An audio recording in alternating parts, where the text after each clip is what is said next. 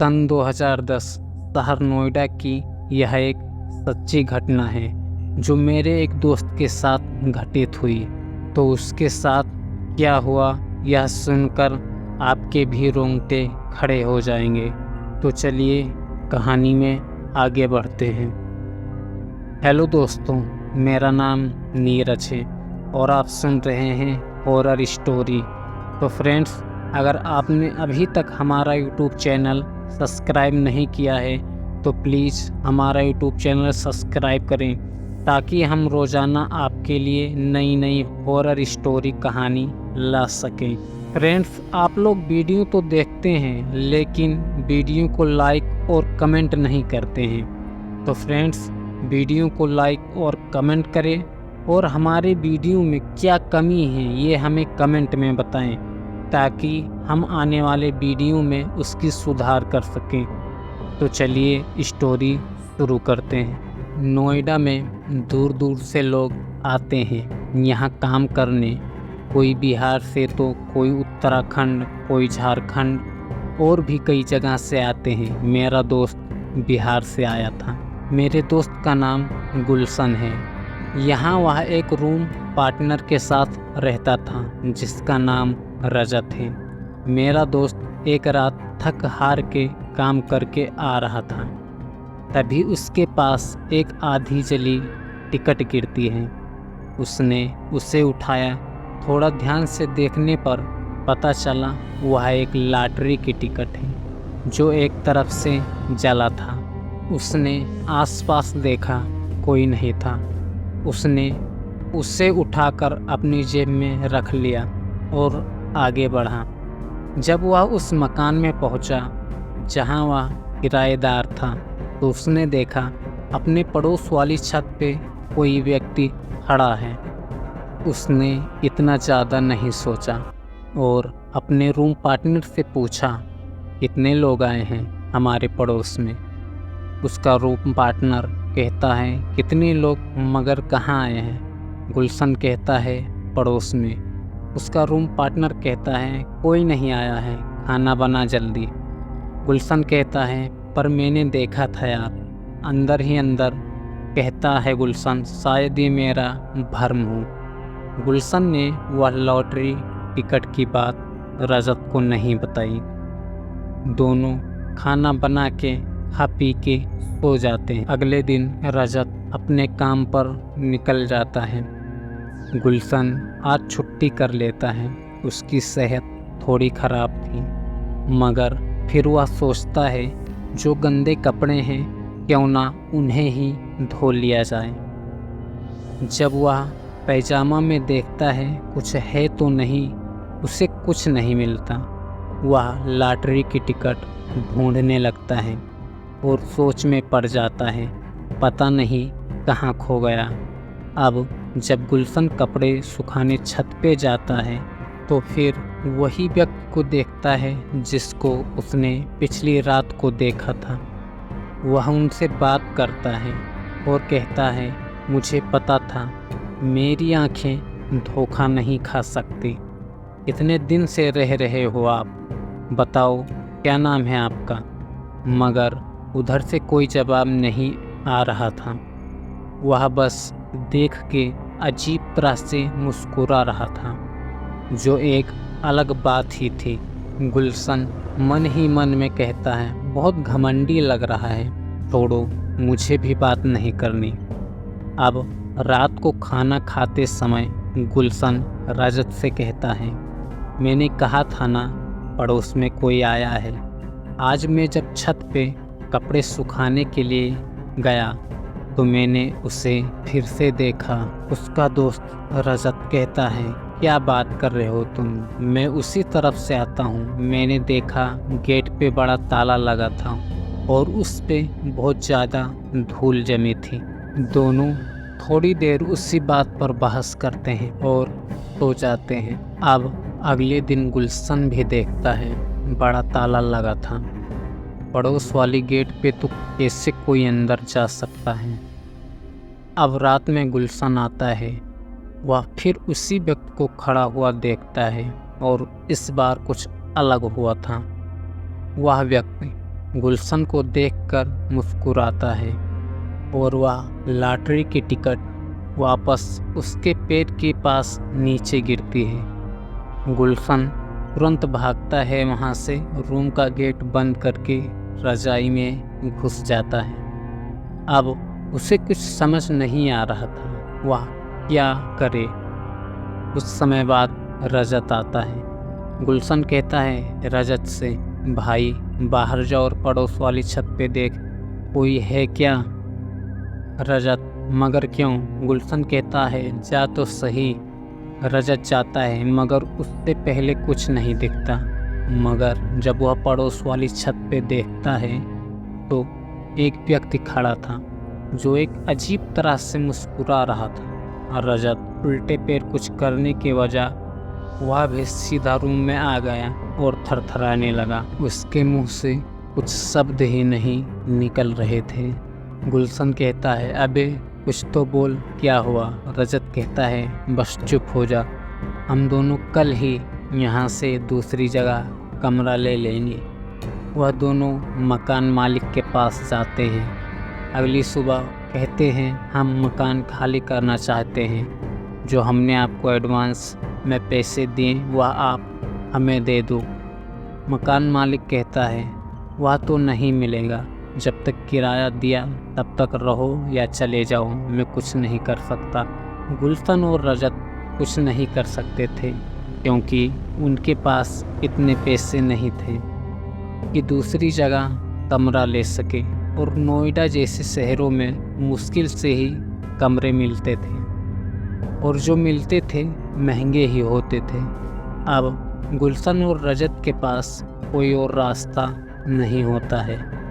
वह बिना आसपास देखे बगैर अपने कमरे में चले जाते हैं, मगर गुलशन थोड़ी हिम्मत करता है और फिर बाहर जाता है और पड़ोस वाली छत पे देखता है। उसे कुछ नहीं दिखता।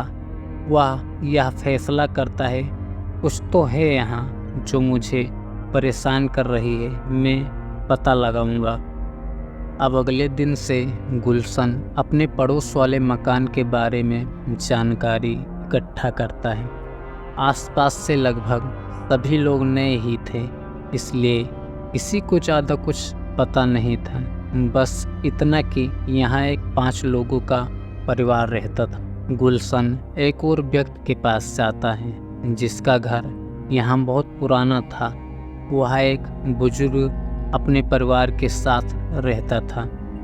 वह उनसे पूछता है चाचा, आप मकान नंबर 441 के बारे में कुछ जानते हैं? चाचा, पहले तो यह बताओ तुम कौन हो? गुलशन कहता है चाचा, मैं मकान नंबर 435 में किराएदार हूँ।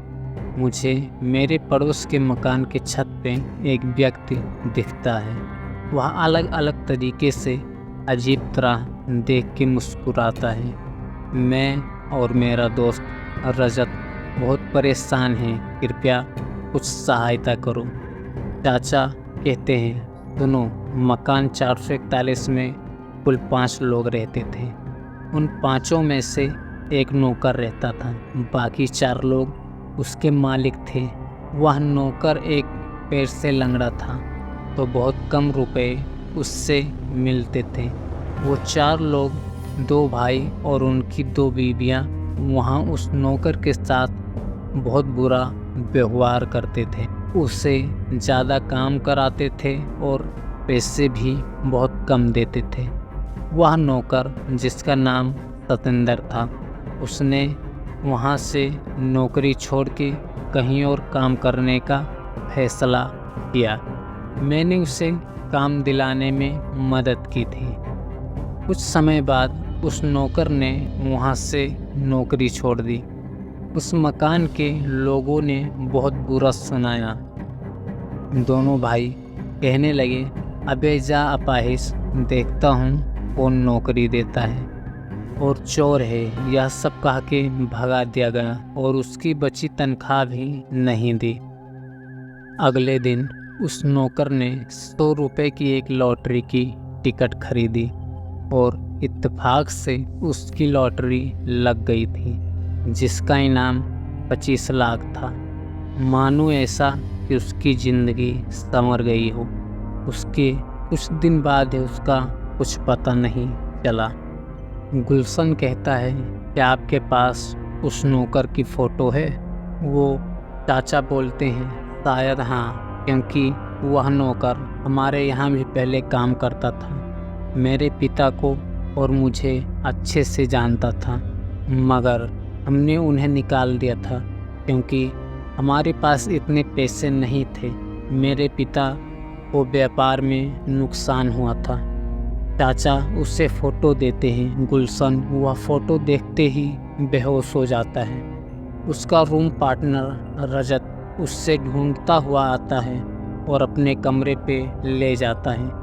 रजत, क्या हो गया भाई, उठ। गुलशन कुछ समय के बाद उठता है और कहता है, मुझे तो कुछ नहीं हुआ। तो रजत कहता है, तो उन चाचा के घर वहाँ बेहोश क्यों हो गया? और वहाँ तो गया ही क्यों था? पता नहीं कैसे लोग हैं वो। गुलशन, मैं ठीक हूँ, चिंता मत कर। चल खाना बनाते हैं और खाना खा पी के सो जाते हैं। गुलशन बस फैसला करता है अब वह उस मकान के अंदर जाएगा और वह अपनी छत के रास्ते से पड़ोस के छत पे छलांग लगाता है और मकान के अंदर घुस जाता है। उससे फिर से वही नौकर देखता है। गुलशन, मुझे पता है आप अच्छे हो, आप मुझे कुछ नहीं करोगे। वह नौकर की एक आत्मा डरावनी मुस्कुराहट लेकर गुलशन की तरफ लंगड़ाते हुए बढ़ रही थी। गुलशन, नहीं, बस अब नहीं, मैं जानता हूँ आप अच्छे व्यक्ति हैं। वह नौकर और पास पहुँचता है और उसका गला पकड़ के दबाने लगता है। रजत इस तरफ कुछ समझ नहीं रहा था कि क्या हो रहा है। गुलशन कहाँ चला गया? वह नौकर बस गुलशन का गला दबा के मार ही रहा था। तभी गुलशन अपनी जेब से वह लॉटरी की टिकट निकालता है और उससे दे देता है। वह नौकर की आत्मा से मारना चाहती थी, मगर गुलशन कहता है, देखिए, मुझे आपके बारे में पता है, मैं आपकी सहायता करूंगा, कृपया मुझे बताएं। मैंने सुना आपकी लॉटरी लगी और उसके बाद ही आप कहीं गायब हो गए।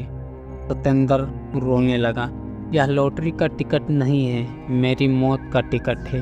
मैं खुश था मेरी लॉटरी लग गई, मगर उसी शाम मुझे मेरे मालिक ने बुलाया जिस मकान में मैं काम करता था, मकान नंबर 441।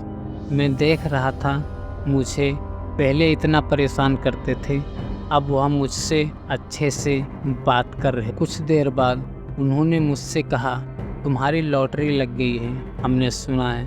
सतेंद्र ने कहा, हाँ, तो वह टिकट तुम हमें दे दो, हम ज़्यादा अच्छे से उसे इस्तेमाल कर सकते हैं। सतेंद्र, तभी मैं सोचूं आज कैसे महान बन रहे हो आप लोग। उन भाइयों ने धमकी दी, अगर वह तूने हमें नहीं दिया तो अंजाम बुरा होगा। सतेंद्र, देखते हैं क्या होता है। उन दोनों भाई में से एक भाई ने मुझे पकड़ लिया और दूसरे भाई ने मेरी जेब से वह टिकट ले लिया और साथ में उनकी बीवियां भी, जो चाकू लेकर मेरे हाथ पैर पर मारने लगी।